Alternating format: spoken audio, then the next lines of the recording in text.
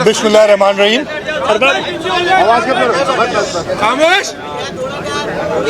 आज 10 मुहर्रम का दिन है। आज के दिन पूरे आलम इस्लाम हज़रत इमाम हुसैन अलैहिस्सलाम की लाजवाल कुर्बानी, उनकी हिम्मत और जुल्म के सामने ना झुकने की रिवायत को याद रखते हैं। आज के दिन सब अशबार होते हैं उस अजीम कुर्बानी के लिए, और मैं भी अज़ादारान के साथ कुछ देर मैंने वॉक की, इस जुलूस में उनके साथ चला हूँ।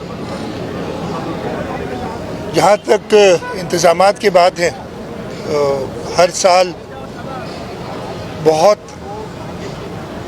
वाज़ेह किस्म से इंतज़ामात होते हैं और इस साल भी इसी सिलसिले में हमने कोशिश की है कि लोगों को कम से कम तकलीफ़ के साथ जो उनकी मज़हबी रिवायात हैं उसको अदा करने के लिए सहूलियात पैदा की जाए।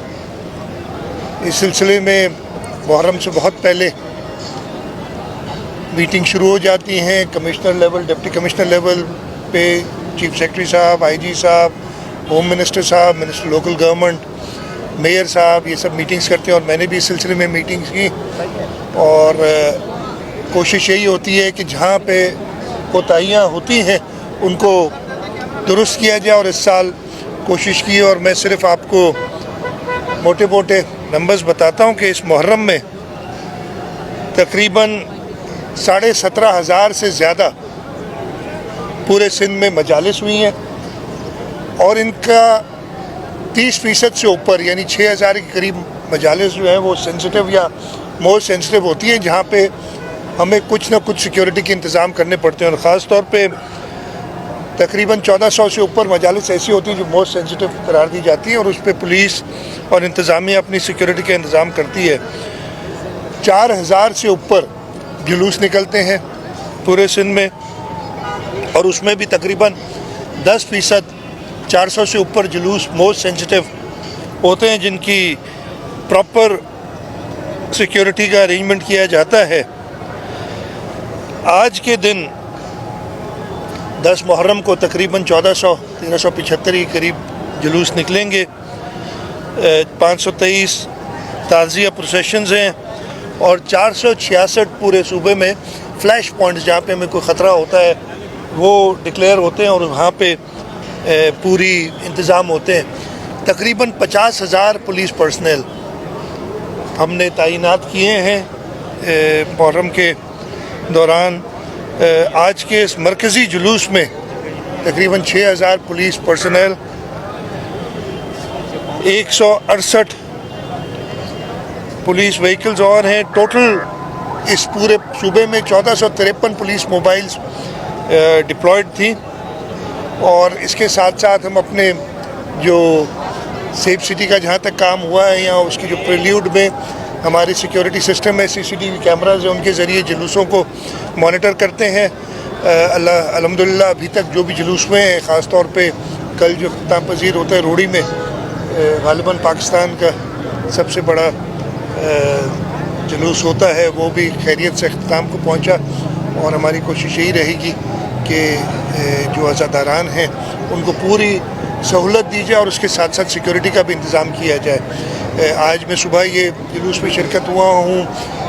इस जुलूस को पूरा दिन, बल्कि हर जुलूस को मैं रिपोर्ट्स लेते रहता हूँ, मॉनिटरिंग होती है। होम मिनिस्टर साहब खुद उसको देखते हैं सिक्योरिटी के एतबार से, लोकल गवर्नमेंट मिनिस्टर साहब और मेयर साहब देखते हैं कि जी जो इनको सहूलियात हैं वो उनको मिले।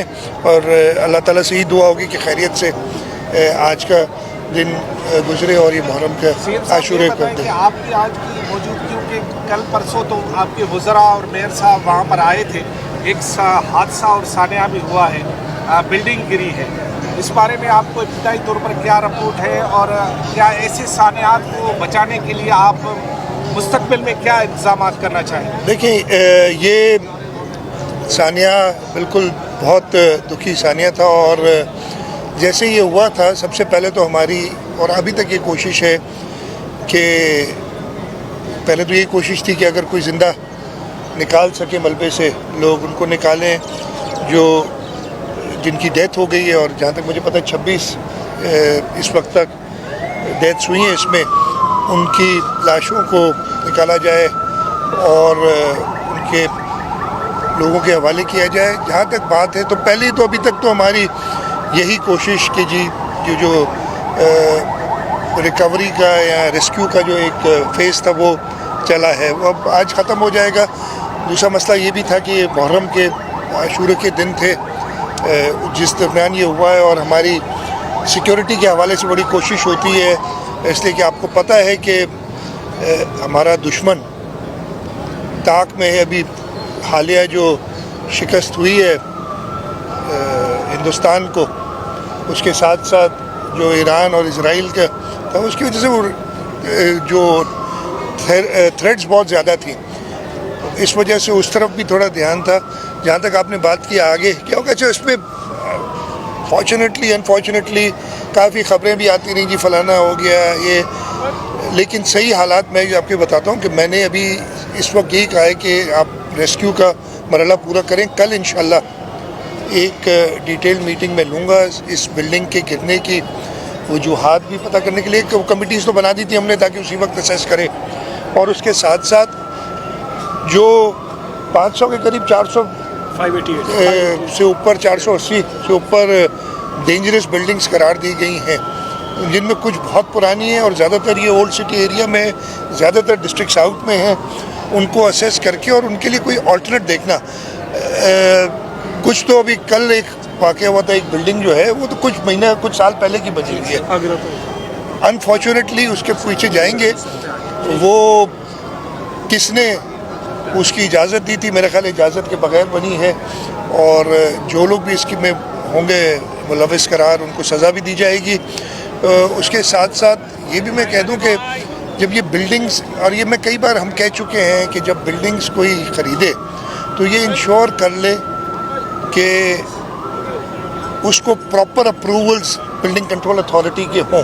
जहाँ तक मुझे पता है कल वाली बिल्डिंग को शायद SPCA के ये जो रात खाली कराई है आगरा ताज में, मज़ामत हुई है उस पर। अच्छा, मज़ामत होती है, वो लोग अब जब लोगों के पास जाते हैं ना, और वो लाइटली से वो बेचारे गरीब हैं, लेकिन वो जब फ्लैट अपना उसमें लेते हैं किराए पे या ख़रीदने के लिए, उस वक्त तो ये सारी चीज़ें नहीं देखते कि जी उसके प्रॉपर अप्रूवल्स हैं कि नहीं है।